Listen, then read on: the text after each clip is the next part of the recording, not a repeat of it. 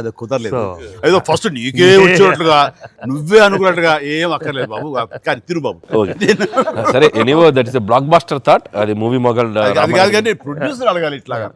మీరిద్దరికి వెంకితోటి చేయాలని మాకు అనిపించిన తర్వాత, మీ దగ్గర ప్రపోజల్ పెట్టిన తర్వాత, మీరు బడ్జెట్ వైజ్ కానీ ఇంకో రకంగా కానీ ఇద్దరు భరించగలం అన్న టెన్షన్ కానీ ఏదైనా అనిపించిందా? అయితే వావ్ గుడ్ ఐడియా వావ్ అనిపించింది. ఆయన మనకి ఎప్పటి నుంచో అనుకున్నాం కదండి వెంకీ సార్తో చేయాలి మనం, వీ షుడ్ మీకు అనిపిస్తుంది. So I have been waiting for that time. So luckily ఇప్పుడు అనిల్ గారు ఐడియా తోటి this dream came true.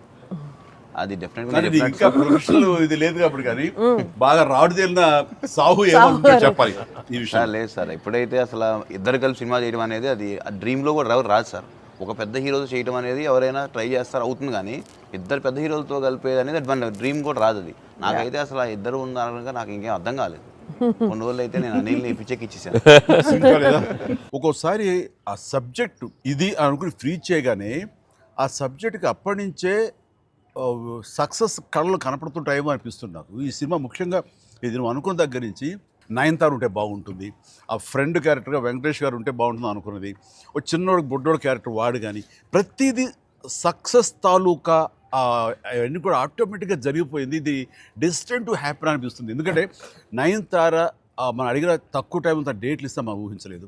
Plus మనం అనుకున్న దానికి తను ఏమైనా ఓవర్లోడ్ అవుతుందేమో ఇన్ టర్మ్స్ ఆఫ్ బడ్జెట్, ఇలా అన్నీ అనుకున్నాం, కానీ అన్నీ అలా కుదురుతూ వచ్చినాయి. ఇంకా మీ అదృష్టం ఏంటంటే మంచి సీజన్లో పట్టాం ఈ సినిమా. అండ్ ఇవన్నీ దీన్ని ఎలా చూస్తున్నావు నువ్వు? ముఖ్యంగా అమ్మాయి ఈ సినిమా కుదరటం అని ఎలా చూస్తావు? అంటే ఫస్ట్ నాకు ఇప్పటికి ఆశ్చర్యం, ఎలా ఒప్పించావు అమ్మాయి చేత ఇవి ప్రమోట్ చేయించడం అన్నది?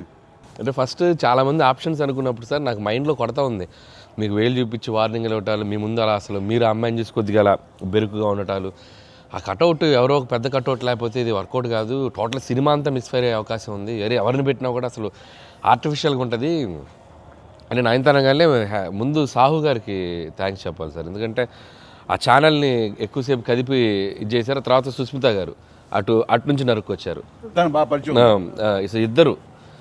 వీళ్ళిద్దరు బ్యాక్ ఎండ్లో ఒక వర్క్ చేసి పెట్టారు.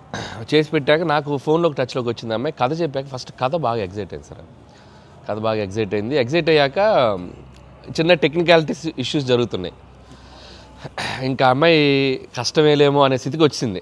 డ్రాప్ అయిపోదాం అనుకున్న టైంలో ఫోన్ చేసింది అమ్మాయి, Anil I like the script, I want to do film with Chiranjeevi గారు అండ్ దట్ టు వెంకీ గారు also, there is like it's going to be very super project. ఎంత పడలాం, ఏం చేద్దాం ఇప్పుడు అంది.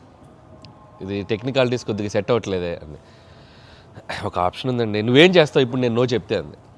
ఇప్పుడు నేను నో చెప్తే నువ్వేం చేస్తావు అంది. ఏముందండి, దృశ్యం సినిమా చూసారా మీరు వెంకటేష్ గారిది?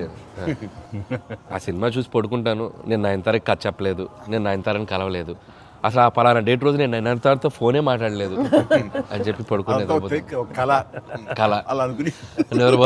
అనగానే అమ్మాయి గట్టిగా నవ్వింది. నవ్వి okay I will do it for you అని చెప్పి నేను చాలా హానెస్ట్గా చెప్పాను సార్. అది అంటే లైక్ తను నాతోటి సిస్టర్గా చేసింది కదా,